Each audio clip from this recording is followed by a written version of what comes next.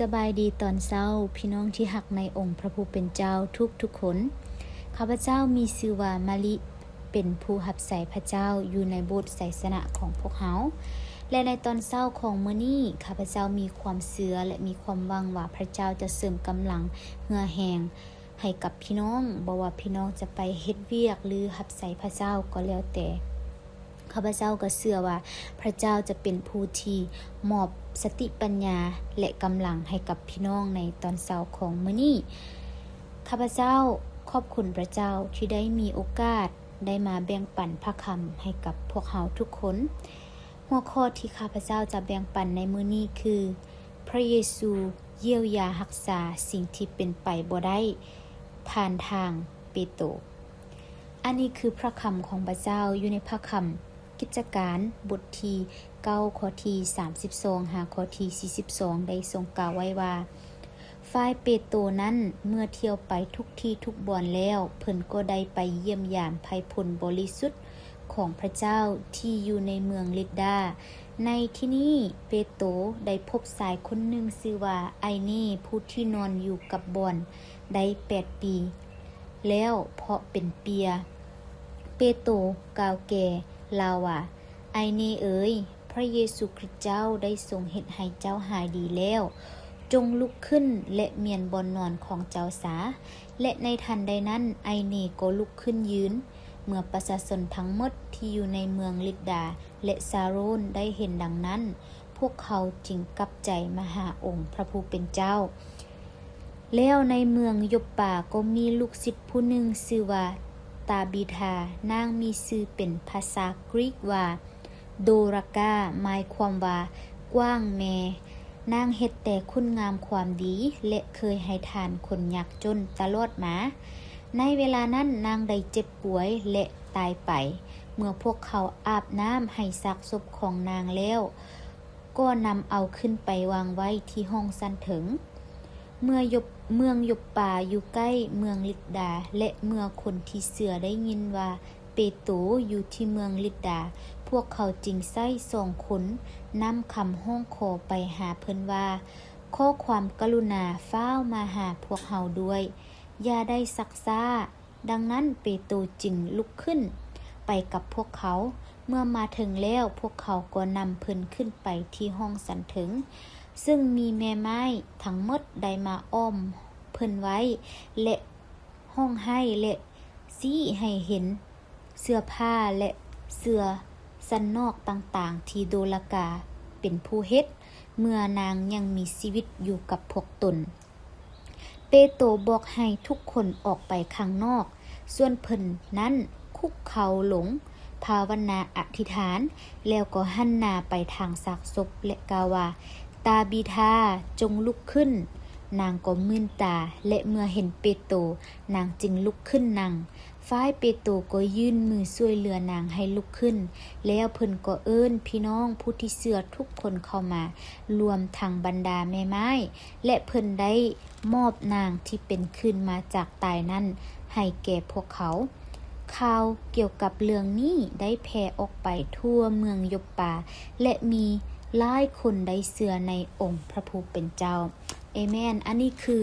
พระคำของพระเจ้าอยู่ในพระคำกิจการถ้าพี่น้องได้อ่านอยู่ในข้อที่32หา35พี่น้องจะเห็นว่าเปโตรได้รักษาผู้ชายคนหนึ่งที่มีชื่อว่าไอเนให้เราได้ดีพยาธิไอเนเป็นสายเปี้ยที่บ่สามารถที่จะลุกขึ้นหรือยืนหรือย่างหรือช่วยเหลือตนเองได้เรานอนอยู่กับบอนนอนของเราเป็นเวลา8 ปีที่เราได้นอนติดอยู่กับบอนของเราและอยู่ในข้อที่34พี่น้องก็จะเห็นว่าเปโตรกล่าวแก่ไอเนว่าไอเนเอ๋ยพระเยซูคริสต์ได้ทรงเฮ็ดให้เจ้าหายดีแล้วอันนี้คือสิ่งที่เราจะเห็นว่าเปโตร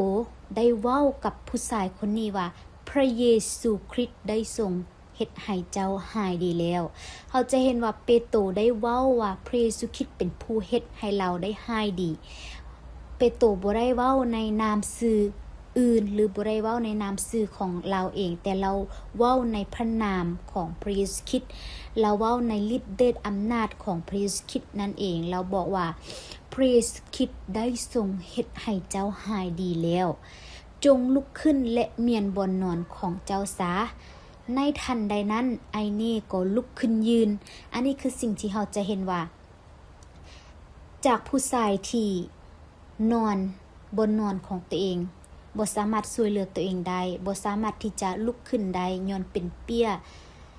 แต่ในนามของพระเยซูคริสต์พระเยซูคริสต์ได้เฮ็ดการอัศจรรย์ผ่านทางชีวิตของเปโตรได้เฮ็ดให้ชายผู้นี้ที่จะสามารถลุกขึ้นยืนอีกครั้งหนึ่งและสามารถที่จะ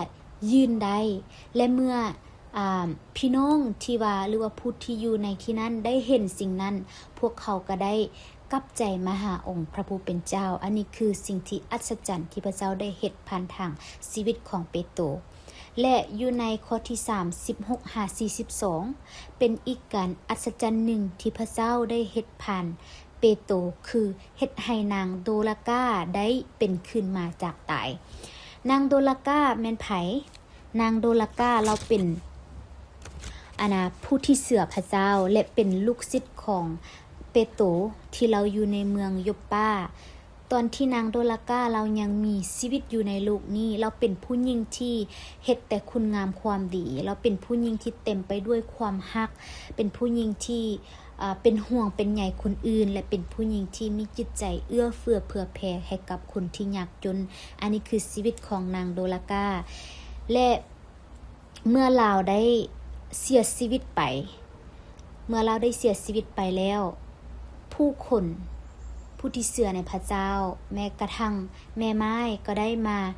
อ้อมหอบโตของนางโดลากาและก็พากันห้องให้เสียใจในสิ่งที่มันเกิดขึ้นอยู่ในข้อที่38และ39เฮาจะเห็นว่าเมื่อผู้เชื่อได้ยินว่าเปโตรอยู่ที่เมืองลิดดาพวกเขาจึงใส่ซ่องคนไปนำคำห้องขอไปหาเปโตรแล้วเฮาก็จะเห็นว่าสิ่งที่เปโตรเฮ็ดคือเราบ่ได้ลังเลใจเลยแต่เปโตรเดินทางไปกับพวกเขาไปที่เมืองยอปปาและข้อที่40เมื่อเปโตรได้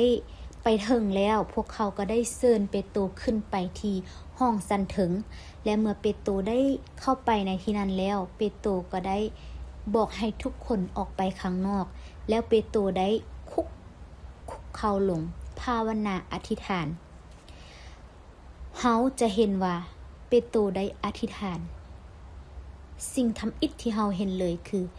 เปโตรพึ่งพาพระเจ้าเปโตรพึ่งพาฤทธิ์อำนาจของพระเยซูคริสต์เปโตรได้อธิษฐานทูลขอกับพระเจ้า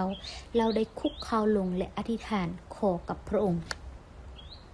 และในชีวิตของเฮาได้พี่น้องมีบ่บางครั้งที่เฮาเจอปัญหาเจอกับอุปสรรคความเจ็บไข้ได้ป่วยเฮาได้อธิษฐานเพื่อบ่เฮาได้อธิษฐานกับพระเจ้าหรือบ่อันนี้คือคำถามที่ข้าพเจ้าอยากจะถามพี่น้อง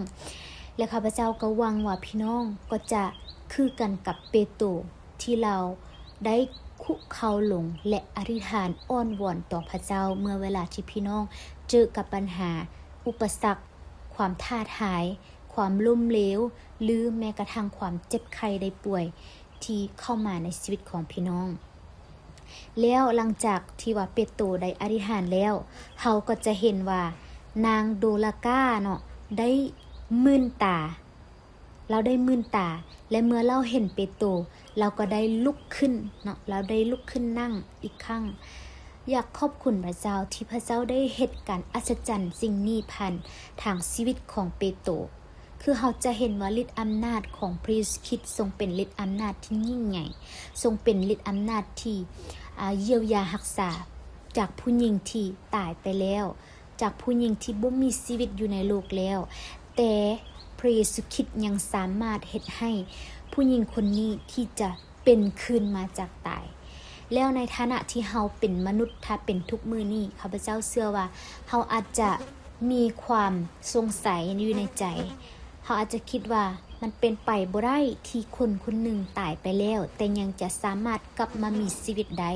แต่พี่น้องข้าพเจ้าอยากหนุนใจพี่น้องว่าให้พี่น้องเชื่อเลยว่าในพระนามของพระเยซูคริสต์พระองค์จะทรงเหตุการณ์อัศจรรย์ในสิ่งที่มนุษย์คิดว่าเป็นไปบ่ได้แต่ว่าในพระนามของพระเยซูคริสต์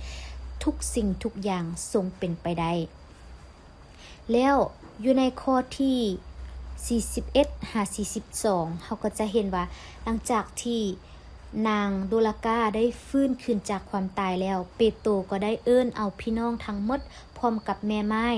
แล้วก็ได้มอบนางโดลากาให้แก่พวกเขาที่เราได้ฟื้นขึ้นจากความตายแล้วเรื่องราวหรือว่าข่าวเกี่ยวกับเรื่องนี้ก็ได้แพร่ออกไปและก็มีหลายคนได้มาเชื่อพระเจ้าย้อนเหตุการณ์การอัศจรรย์นี้ได้เกิดขึ้นในชีวิตของนางโดลากานี้ก็เฮ็ดให้มีผู้เชื่อพระเจ้าเพิ่มหลายขึ้นอีกและสุดท้ายนี้ถ้าเฮามีความเชื่อมีความฮักและโดยฤทธิ์อำนาจของพระเยซูคริสต์พระเจ้าสามารถที่จะเฮ็ดการอัศจรรย์ผ่านทางชีวิตของเฮาได้เช่นกันคือกันกับพระเยซูคริสต์ได้เฮ็ดการอัศจรรย์ผ่านทางชีวิตของเปโตรขอพระเจ้าอวยพรพี่น้องทุกๆคนเฮาร่วมใจกันอธิษฐานข้าแด่พระเจ้าพระบิดาขอบคุณสรรเสริญแด่พระองค์ขอบคุณพระเจ้าสำหรับมื้อนี้ที่พระเจ้าได้เฮ็ดให้ผู้ลูกนั้นที่จะไว้วางใจในพระองค์ในสิ่งที่ผู้ลูกคิดว่าเป็นไปบ่ได้แต่ในพระนามของพระเยซูคริสต์ทุกสิ่งทุกอย่างทรงเป็นไปได้เพราะว่าพระนามของพระเยซูคริสต์ทรงมีฤทธิ์อำนาจพระนามของพระเยซูคริสต์ทรงเป็นพระนามแห่งการเยียวยารักษาบ่ว่าจะเป็นพยาธิลูกค้าต่างๆความเจ็บไข้ได้ป่วยในพระนามของพระเยซูคริสต์พระองค์จะทรงกำจัดเอาสิ่งนั้นพระเจ้าพระบิดาขอให้ผู้ลูกได้มีความเชื่อในพระองค์ว่าพระเจ้าสามารถที่จะเฮ็ดทุกสิ่งทุกอย่างได้ในสิ่งที่มนุษย์คิดว่าเป็นไปบ่ได้แต่ในพระนามของพระองค์พระองค์ทรงเฮ็ดให้เป็นไปได้พระเจ้าขอบคุณพระองค์ผู้ลูกจึงขอมอบคำอธิษฐานนี้พระเจ้าไว้ในพระหัตถ์อันทรงฤทธิ์ขององค์พระเยซูคริสต์เจ้าเอเมนขอพระเจ้าที่จะอวยพรพี่น้องทุกๆคน